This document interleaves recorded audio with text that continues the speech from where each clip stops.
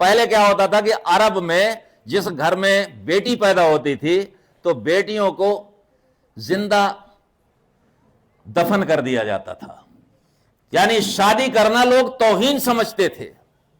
लेकिन मोहम्मद साहब जब आए तो उन्होंने उसका विरोध किया और बेटियों को प्रोटेक्शन, सुरक्षा देना शुरू किया कि नहीं। ईश्वर इतना खुश हुए, उन्होंने कहा कि जिस घर में बेटी पैदा होगी उस घर में समझ लीजिए कि रहमत बरसेगी, उस घर के भाग्य संवर जाएंगे। जिस घर में एक बेटी होगी, आप यकीन मानिए जिस घर में बेटी नहीं होती उन मां बाप से पूछिएगा, अधिकतर जिनके घरों में बेटियां नहीं होती हैं, बुढ़ापा उनके मां बाप का वृद्धाश्रम में चल रहा है।